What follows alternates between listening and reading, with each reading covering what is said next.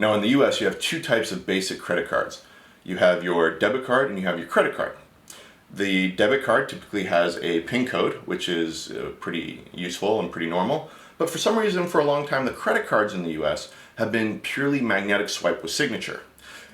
Finally, the US has decided to join the rest of the world, and in a valiant attempt that is reminiscent of the metric system, let's say, the US has now added chips to many of our credit cards, and moving forward, I believe it is mandatory within a couple of years that they all have these chips. Unfortunately, they're still going with the whole signature approach to it. I really have no idea what the signature does or why that anybody views that as an intelligent addition to it, especially because so many of the cards you actually have to sign the back. So then if you lose your card, the person that's picking it up then has the signature right there. It also doesn't work for digital purchases. So that whole thing seems really funky to me. It's really weird.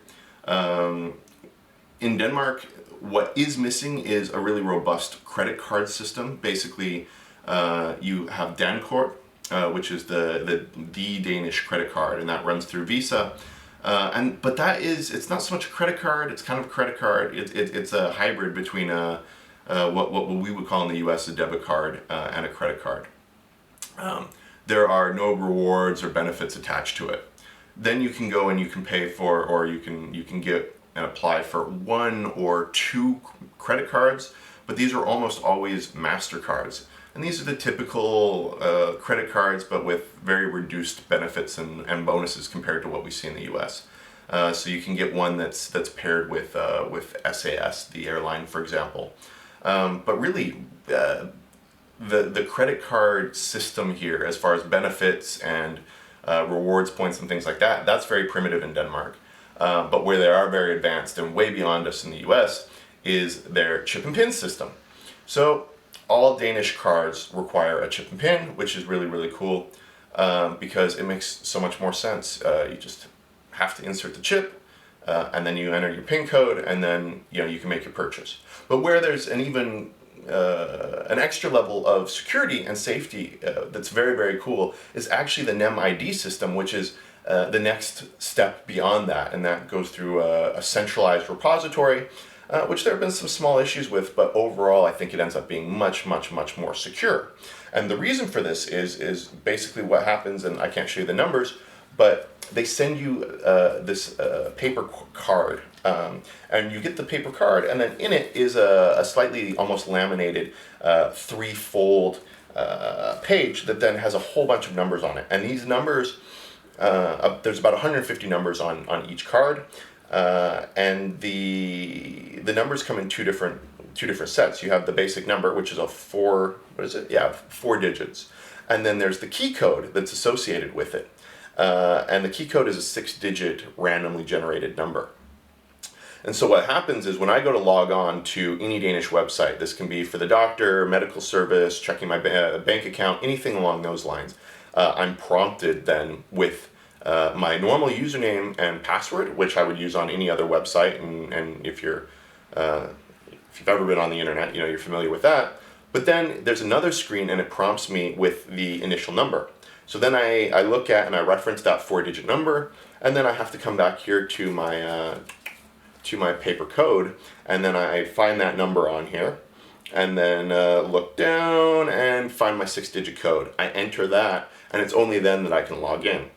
It tells me how many codes are left on my little cheat sheet here, and then the system automatically will resend me a new one when I get below 10. So initially I was a little concerned that I'm logging the bank accounts, doing all these different things fairly regularly. So am I going to run out of codes really quickly, or is it going to be a huge pain in the butt? But as it turns out, it's really not. It only sucks a little bit when if you lose it or something. But I think a lot of people, they'll take a photo on their phone and then save it just in case they can reference it later. The other cool thing is if you do just lose your wallet, lose the card, that's not that big an issue because you still have your username and your password, which you have to do. Now, to be clear, this isn't used at face-to-face point of sale transaction. So I don't have to pull this out and reference it in the middle of 7-Eleven or something like that. But if I'm doing an online purchase or online account login, then the Nem ID is incredibly useful and just a really cool layer of security, which I think has discouraged probably a ton of fraud. So that is your crash course in Nem ID and Danish credit cards.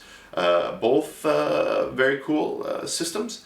So the one other thing you always have to be careful of and aware if you are not from Denmark is that you do have to have a PIN code in the vast majority of situations. And that is a huge pain in the butt if you're coming from the US and you don't have one, especially because American banks are still incredibly backwards when it comes to requesting a chip and PIN card. Sometimes you can get them in the US. You can now get chip but only signature, which will confuse the hell out of the Danish cashiers when you get here. I don't know. I guess we will hope that the march of technology and progress syncs up sometime soon. So thank you for tuning in. Thank you for subscribing. I look forward to your questions. Leave them in a comment below, and I would love to answer them.